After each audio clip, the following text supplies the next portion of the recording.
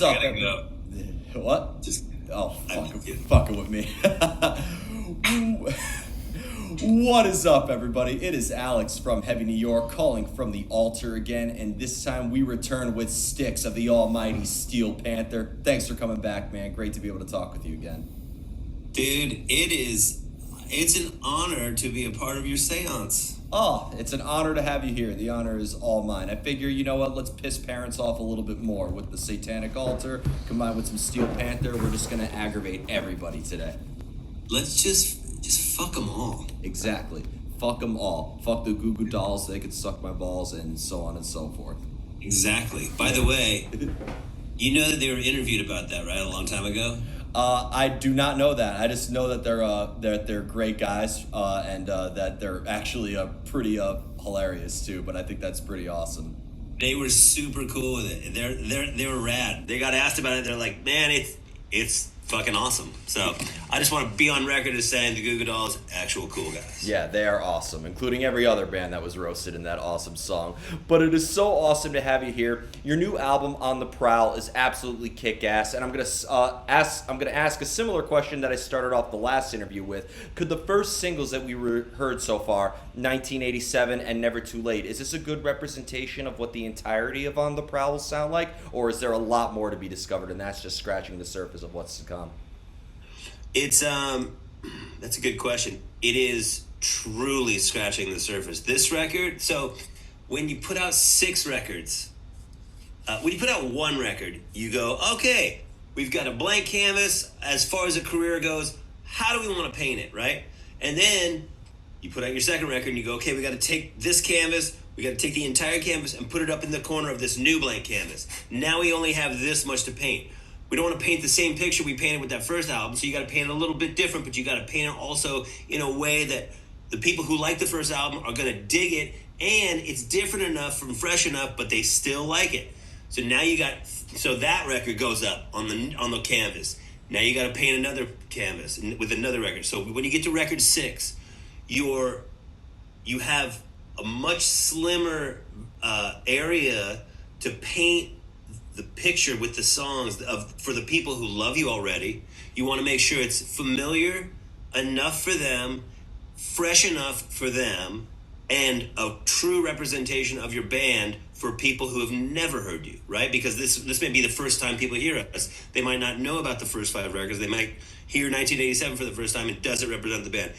And I think that these singles totally, they do represent what is on the album, but to say that every other song is, similar to those would be a disservice to the other songs. I'm stoked on this record. I think it's got something for everybody who loves rock, who loves heavy metal, and I don't know, man. I just feel like this record has a really, really warrior spirit. Definitely does. I like the way you said that warrior spirit behind it. When you enter the record, you really just explain. I love that canvas analogy that you came up with. In terms of the sound of each album, does it always start off with a preconceived vision, or is there a lot of improv involved and a lot of experimentation involved with your songwriting process? I think, the songs themselves are very, very, very worked out, are very, there's a lot of attention paid to the arrangements of the songs and how the songs are going to flow. But as far as a record, like a body of work, we don't write songs going, okay, well, this should go on the album and then that should go on the album. Because so many songs are written. Satchel writes, he writes almost all the stuff. And then he'll bring it to us, and most of it's, fucking awesome. And if it's something that doesn't make the record, it's not because it's not good. It's just it starts to become. There's so many songs that are written.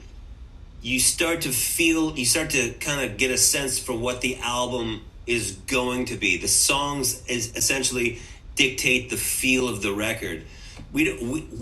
Other bands may do it different, but we never go, all right, we want this record to sound a little more retro or a little more this or a little more that. We end up with a body of work, and collectively that just makes up the sound of whatever record that is. Like Heavy Metal Rules, for instance, I think, is a darker sounding record, song wise, than Balls Out, which is more of a party vibe. And I feel like with this new record on the Prowl, I'm getting more of a party vibe, more of a less dark record. And I'm not saying dark or light is better, one is better than the other. I'm just saying that this one feels more like a celebration. Of course, I think people who love Balls Out or Heavy Metal Rules, etc., is definitely going to appreciate this. I almost consider it like a sonic retrospective of Steel Panther in a way. And you know what's funny is every time I ask a band how the making of an album was, of course, they always say like, oh, we all came together and we all collectively came, it was all agreements. But I don't really buy that too much because you're putting together 12 songs, you're in a band with 4 to 5, if you're in Slipknot, 10 people, there's going to be disagreements somewhere, but could people having different ideas and maybe being in different headspaces maybe actually help bring contrast to the Steel Panther sound in a way?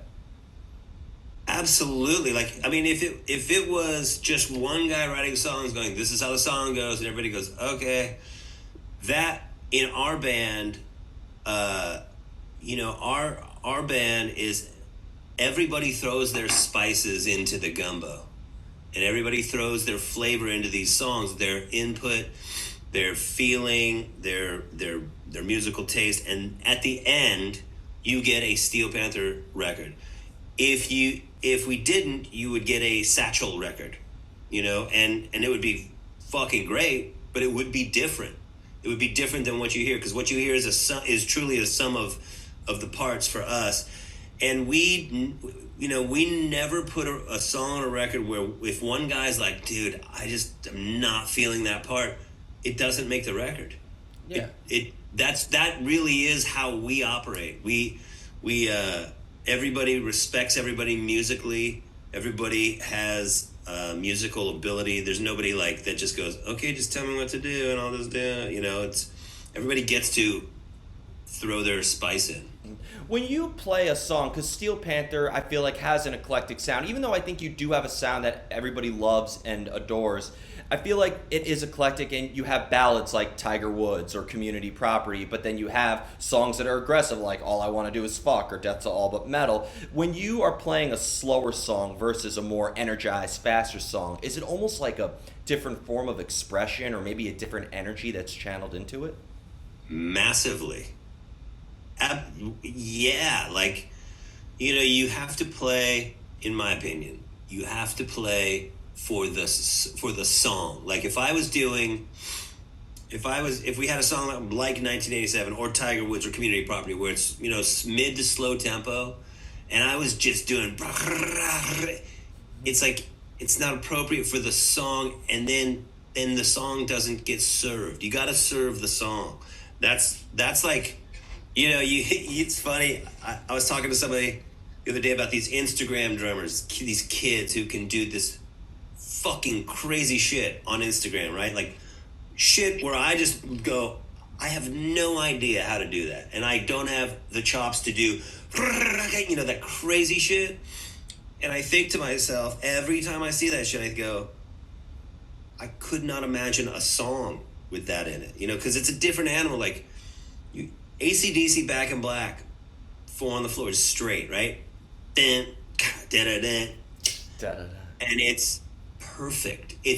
He plays for the song, and each song requires a different energy. Each song requires a different flavor and approach and fills, and you got to listen and go, okay. You got to know. You got to just.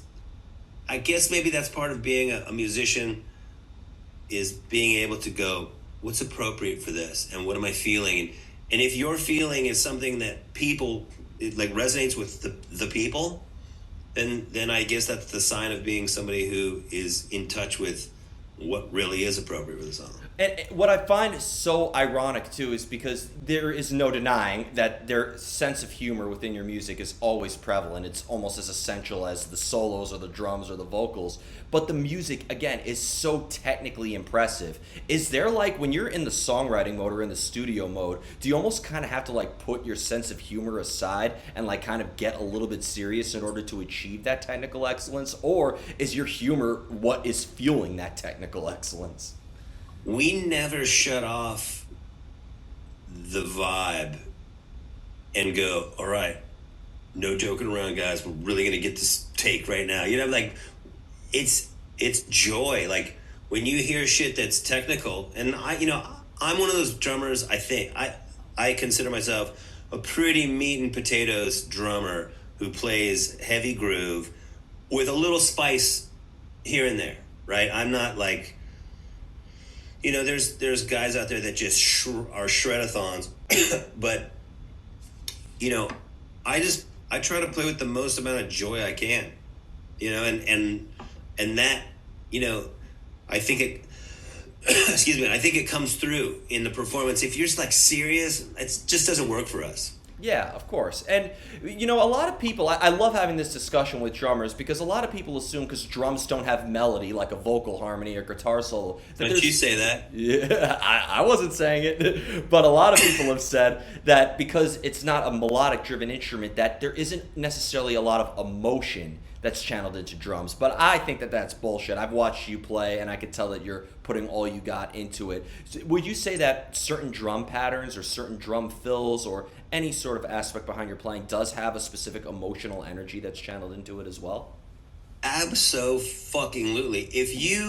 If somebody was to were to claim that drums are not melodic, go listen to Terry Bozzio play. Go listen to John Bonham play. Go listen to Stuart Copeland play. Go listen to Rod Morgenstein play. These guys, and if you're watching this, please write those names down. Go watch those guys play, and you will hear musicality. You will hear the drums are tuned to notes. And though it's not like a piano, which is a percussion instrument as well, and though you're not going to hear those notes like play chords with drums, the musicality in drums it's more than just a note. It's more than just hitting a drum. It's the percussiveness, and it's the feel. And I think that any drummer who is halfway decent can make you feel something, and that to me is musical. And that to me, at a certain point, there's melody in those tones, in those notes, if you listen hard enough. Well, when you're in the studio or in a practice space, like, because, the famous saying, your drummer sucks, your band sucks, I'd imagine that, there's technical elements that you have to focus on in order to make, the song sound all pieced together very well. So would you say that, like, maybe when you're in the studio, it's a more static and more confined environment, that you're mainly able to let out that emotional energy the most when you're live on stage, and there's really nothing confining you in, a sweaty, studio where there's a bunch of high-end gear you got to be careful not to break? You know what? No, when I play in the studio, I'm hitting the drums. It depends. If I'm playing a song like "It Won't Suck Itself" and I'm beating the shit out of them, or "Pussy Whipped," or an up-tempo song, I'm playing it like I'm playing it at Download in front of 80,000 people. I'm going for it. If I'm playing a song that's a little more that requires a little more finesse, I guess essentially I play the shit the way I play it live. I play it in the studio. For me, there's not really a difference in how I'm going to perform the song, because live I'll play, I try to play as dynamic as possible and play for the song. Okay, because I'd imagine, like, and I could be wrong in this, but you can't possibly remember every single hi-hat hit, every single crash hit, every single, amount of hits that you have to hit the ride on. There has to be some room for a little bit of improv, as long as if you're keeping the beat live, right? Yeah, there's room for it, but I play it pretty true. Yeah. It's just I don't know if it's muscle memory. You know what I mean? It's kind of like I guess the analogy would be watching Eminem do a concert, and because in my mind, I go, how the fuck do you remember every single word? Because there's a lot of them, but he's got muscle memory. That you know what I mean. He's got that muscle in his brain, or if for all intents and purposes, that part of his brain is activated. So when I play something in the studio and I record it, we play it live, it's pretty damn close to the exact thing. Every now and then I'll, change it up based on a feel, but I won't change it so drastically that you as a listener will go, the fuck did he just do there? Yeah. But Eminem can suck it, so can Dr. Dre. But and kind of moving on now from drumming, but I wanted to know more because if I told people the members of the band name without mentioning Steel Panther, if I just mentioned Spider, Stix, Star, Satchel, for all people know, maybe you could be black metal because of the aliases in which you go by. Do you feel that maybe within your music and on stage, because, people say that, you have that throwback 80s sound and, you kind of have that satire element, that maybe you feel like you portray characters in a way in your music and on your performance, or is it still just an alter ego of your personal life? It's us. I don't think you could do what we do if you were trying to be something else, because it's like this interview. I'm just fucking doing it. I'm not doing this going, hey, let me think about what I'm gonna say. I just fucking free flowing. We're talking like two humans, you know what I mean? Like and this is us. This is our band. And I don't know how to describe it any different. It's fully Natch. Do you feel that the music though has, because I remember my brother-in-law, who's a big fan, he saw you guys play Nashville way back in the day, I think before people heard Community Property or Death to All But Metal, but apparently I think at the time you guys were even just doing covers. Do you feel that over the years, as people resonated with your music more and more, and people really consider you guys just as much of a memorable band as a Motley Crue or a Skid Row or a Poison, that maybe the meaning behind your music has sort of changed over the years as people resonated with you guys? No, the meaning behind our music has been the same as it was the very first record, and that is, we love heavy metal. We want to share it. We want people to hear it. We want to celebrate it, and that's been consistent from album to album to album to today. That's why we started, because we fucking love it. And that's why we continue to make records that we love, and hopefully people love themselves. Yeah, it's an experience, and people resonate with it in a way, because I think in the end, despite the humorous lyrics and everything like that, I think the melody is really, it resonates with people. There's power behind it. The music does bring people power and positive energy. When you put out Fuck 2020, that was a song that was needed more than any other song that came out that year. It was needed more than the Deftones album. It was needed more than than the Lamb of God album. No disrespect to them, but I feel like that Fuck 2020, that was the song of 2020 that people needed.